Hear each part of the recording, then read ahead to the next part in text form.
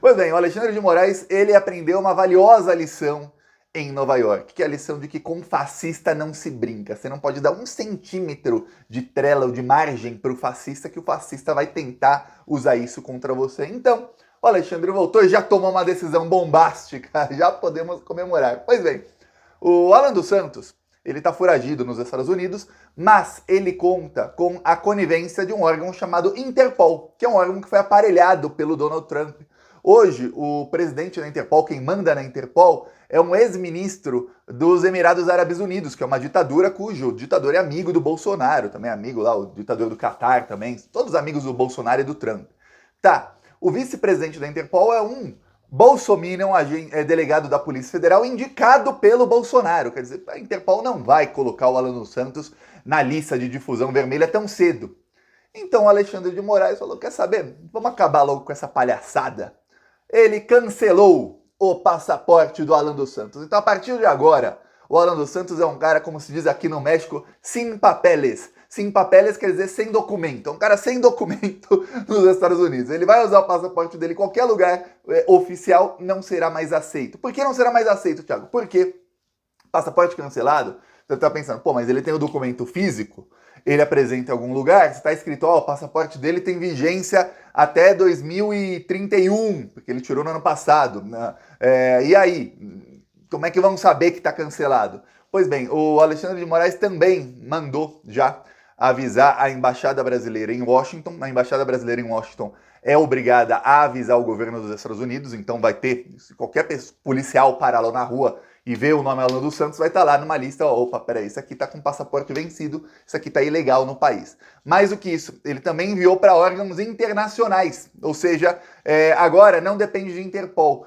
Tem uma lista internacional, se o Alan dos Santos tentar viajar para qualquer país, se ele tentar, inclusive nos Estados Unidos, se ele tentar viajar de avião, algum lugar assim, ele tentar usar o passaporte, qualquer lugar que tem alguma checagem oficial do passaporte dele, vai aparecer ali, um alerta falando, esse aqui está com o passaporte cancelado porque é um criminoso no seu país de origem. E aí as autoridades vão chamar a polícia. Por quê? Porque ele não está no Brasil. Então, em qualquer país do mundo que ele tiver, e os Estados Unidos é um dos piores países do mundo para isso, deixa eu ligar o ventilador aqui, é um dos piores países do mundo para isso, se você tiver sem documento oficial, ferrou, você é deportado na hora.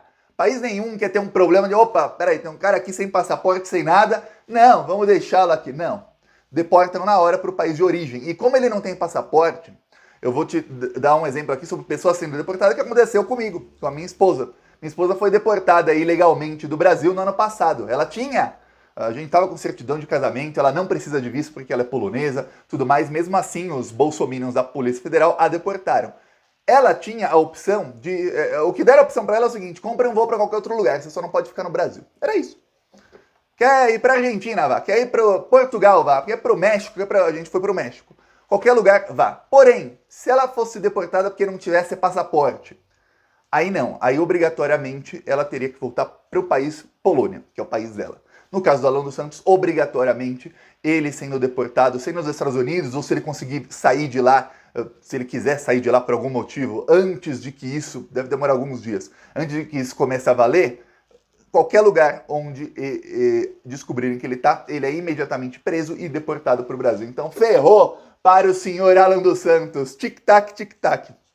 Demora aí alguns dias, talvez algumas semanas, né? Depende de como ele vai tentar se intocar e se esconder, mas o Alan dos Santos acabará sendo extraditado para o Brasil. Eu vou falar, a situação dele vai piorar muito a partir do dia 1º de janeiro, porque aí não teremos mais a parte aparelhada ao bolsonarismo nos órgãos públicos do Brasil. Então, tanto a Embaixada Brasileira nos Estados Unidos, como órgãos da Secretaria Internacional da Polícia Federal, tudo mais, esses órgãos vão começar a fazer os trâmites para que não só Alan dos Santos, mas outros bolsonaristas sejam presos mais rapidamente. E aí, tem também uma coisa, o Alexandre de Moraes se enfureceu também com a Carla Zambelli.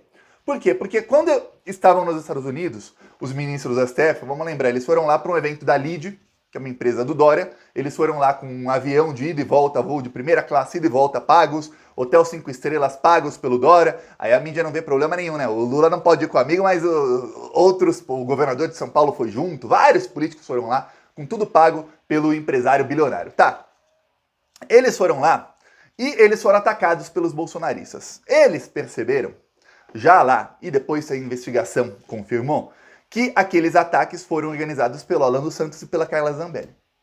Carla Zambelli que estava nos Estados Unidos.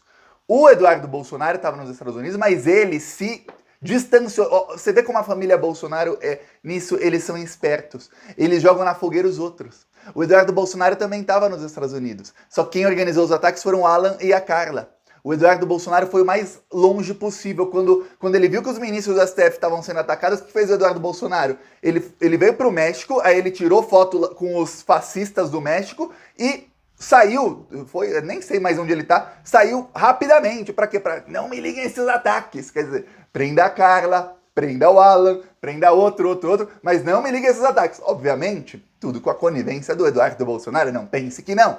Mas ele se distancia. A família Bolsonaro está fazendo isso desde o começo do mandato. Eles usam outros para atacarem as instituições, enquanto eles atacam com um tweet aqui, um post no Facebook ali, uma coisinha aqui. Claro, continuam disseminando fake news, cometendo os crimes que cometem, mas o trabalho, a parte suja do trabalho, que eles sabem que vai dar prisão praticamente instantaneamente, essa eles não fazem. Essa eles deixam para os otários.